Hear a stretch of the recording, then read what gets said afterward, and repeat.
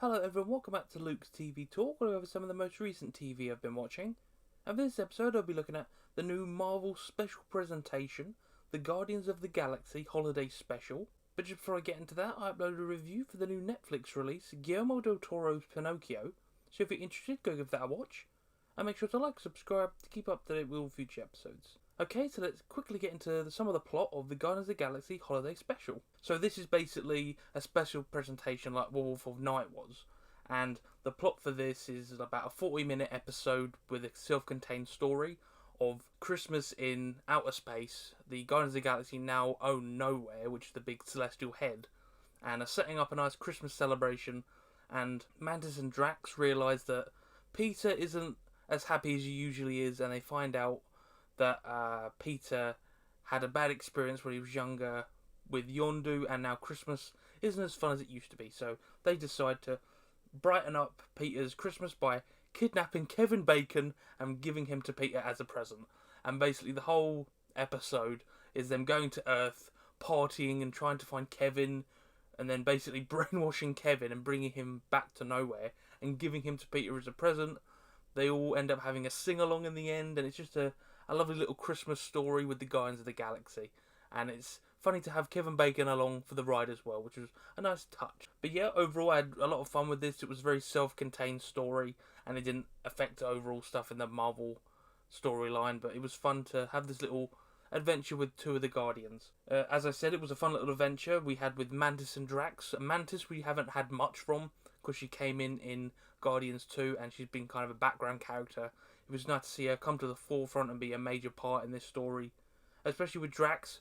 Drax is a very comedic part of the Guardians. I think they fit really well together as a duo, so hopefully we see more of them like this in the future. I love the two short flashback animation scenes.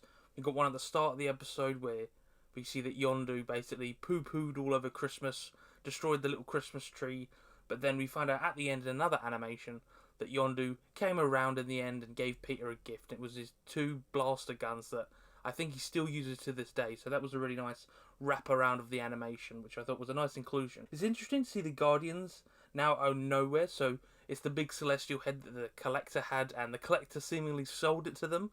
I don't know why, they don't really explain anything. Hopefully in Guardians 3 we get a better idea of what really went down, because they kind of just handed this comment off. It was just like, oh yeah, they own this now, so it'd be good to see how this actually happened. Groot's redesign is a beefed up version, and I thought was really cool, because we've seen him slowly grow from the little sapling in the first Guardians. He's slowly grown into a kid, a teenager, and now he's basically this beefed up adult. And he's kind of kid-like still, because his head's kind of small for his body, but the rest of his body is just a huge beefed up version, even I think bigger than his original form. So that was a really cool new design for Groot to see.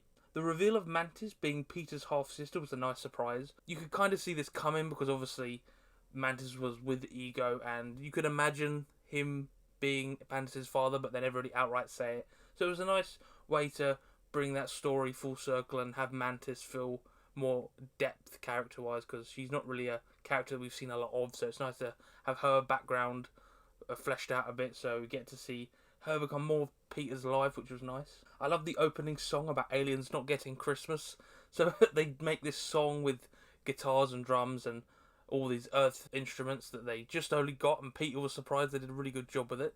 But it's like calling Santa a mean, evil-spirited dictator that keeps slaves as elves, and all these random bits of lore about Santa that make no sense, and Peter's commenting the whole time the song's going. I thought it was a really fun way to bring this Christmas special into the beginning, because we get the title card after that. It's really sweet how the whole plot is around everyone trying to make Christmas special for Peter again.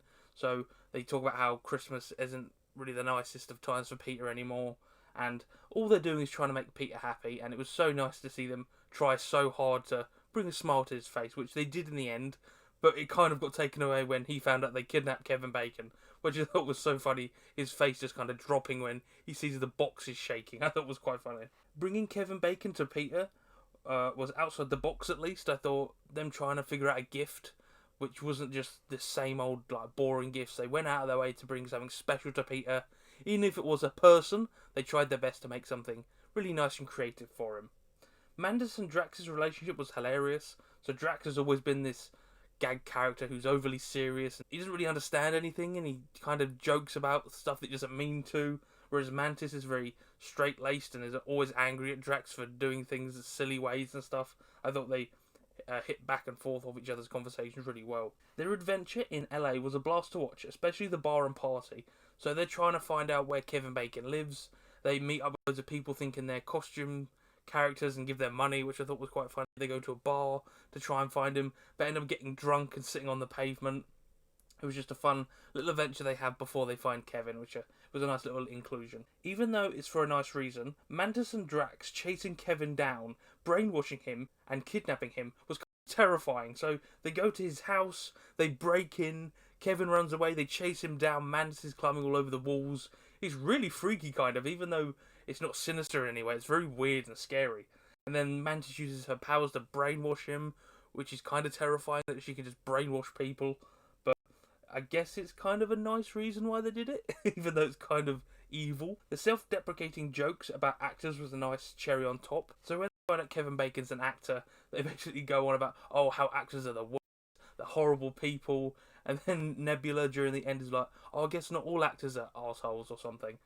And it's just funny to hear them kind of speak about themselves in the third person, which was kind of funny. The Christmas celebration for Peter was heartwarming. So they basically set this whole area. They cover everything Christmas lights. They're all wearing Christmas sweaters. They bring out presents, and it's all just a big celebration to bring Peter a smile. And it's just heartwarming because they're only trying to be nice to their friend, even though they did it in a strange way with giving him Kevin Bacon. They're only trying to be nice and look after their friend. Kevin waking up, but then he and the Guardians making up was really sweet. So Kevin obviously is a bit taken aback by where he is and being kidnapped, but when he finds out that Peter loves him, when Kraglin tells him the story about how, oh yeah, Peter would tell everyone about Kevin Bacon.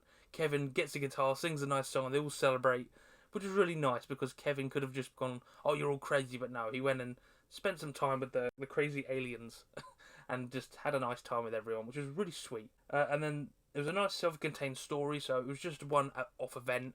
It's just them celebrating Christmas, and it was just nice to have a rounded episode. It was basically kind of a short movie, but it was nice. And the last little thing that was Cosmo was a nice inclusion. So the dog that was in the Nowhere cubes in the collector's collection, we find out it's Cosmo, who is a telepathic dog that can speak through a sort of translation collar, and I think it's a really cool inclusion. So we get to see more characters in the universe. And then a couple of the downsides were that the songs were fun, but were a so-so inclusion, especially the Kevin Bacon one. I thought it was just kind of meh. Whereas the Christmas one at the start I thought was quite funny. The Kevin Bacon one was kind of just like, I don't know why they included it, just for Kevin Bacon to have a singing section, but it was just so unnecessary really, but I get why they included it. It's a Christmas special. And then the final point was Mantis and Drax got the spotlight, which was cool because Mantis has been very background character, but all the others kind of got put to the wayside. Like Nebula, I thought she would have been a really cool inclusion with a very dark humour almost, and very dead humour. And then Rocket was kind of sidelined as well, and I would have liked to have seen his banter with Groot, as we usually do, because they're really funny together. But I understand why it was focused on Mantis and Drax, but it would have been nice to have the others in it a bit more. But yeah, I had a fun time with this. It's a very self-contained Christmas special, so it does its job as celebrating a little holiday time with the Guardians. But yeah, that's my thoughts on this episode. If you enjoyed this video, make sure to like and subscribe to keep up to date with all future episodes.